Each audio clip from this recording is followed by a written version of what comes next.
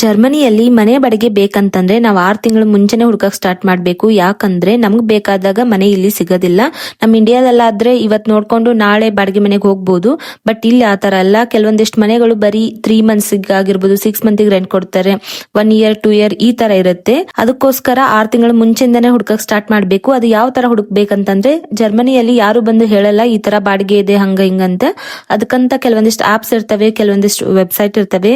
ಯಾವ ಆಪ್ ಅಂತಂದ್ರೆ ಇಬೆ ಆಗಿರ್ಬೋದು, ಕ್ಲೈನ್ ಆನ್ ಸೈಗನ್ ಆಪ್ ಆಗಿರ್ಬೋದು, ಆಮೇಲೆ ಇಮೋ ವೆಲ್ಟ್ ಅಂತ ಒಂದು ಆಪ್ ಇದೆ. ಕೆಲವೊಂದಿಷ್ಟು ವೆಬ್ಸೈಟ್ ಇದೆ. ಇಮೊಬಿಲಿಯನ್ ಸ್ಕೌಟ್ 24 ಅಂತ ವೆಬ್ಸೈಟ್ ಇದೆ. ಮತ್ತೊಂದು ವೇ ಗೆ ಗೆಜುಟ್ ಅಂತ ವೆಬ್ಸೈಟ್ ಇದೆ.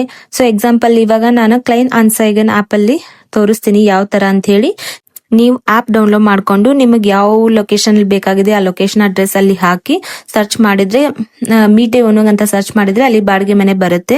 ಸೊ ಅಲ್ಲಿ ಪ್ರತಿಯೊಂದು ಮೆನ್ಷನ್ ಮಾಡಿರ್ತವೆ, ಎಷ್ಟು ರೂಮ್ ಇರ್ತವೆ, ಡೆಪಾಸಿಟ್ ಎಷ್ಟು, ನೆಬೆನ್ ಕಾಸ್ಟಿನ್, ಹೈಸೂಮ್ ಕಾಸ್ಟಿನ್ ಪ್ರತಿಯೊಂದನ್ನು ಮೆನ್ಷನ್ ಮಾಡಿರ್ತವೆ. ಕೆಲವೊಂದಿಷ್ಟು ಮನೆಯಲ್ಲಿ ರೂಲ್ಸ್ ಇರ್ತವೆ, ಅಂದ್ರೆ ಎನಿಮಲ್ಸ್ ಅಲೋ ಇರುತ್ತೆ, ಎನಿಮಲ್ಸ್ ಅಲೋ ಇರಲ್ಲ, ಪ್ರತಿಯೊಂದನ್ನು ಮೆನ್ಷನ್ ಮಾಡಿರ್ತಾರೆ. ನೀವು ಅಲ್ಲಿ ಕಾಲನ್ನು ಮಾಡ್ಬೋದು, ಮೆಸೇಜ್ನು ಹಾಕ್ಬೋದು.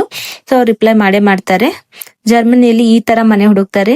ಸೊ ನಮ್ ವಿಡಿಯೋ ಬೇರೆ ಕಂಟ್ರಿಯವ್ರು ನೋಡ್ತಿದ್ರೆ ಬೇರೆ ಕಂಟ್ರಿಲಿ ಯಾವ ತರ ಮನೆ ಹುಡುಕ್ತಾರೆ ಅಂತ ಕಮೆಂಟ್ ಮಾಡಿ. Thank you for watching video.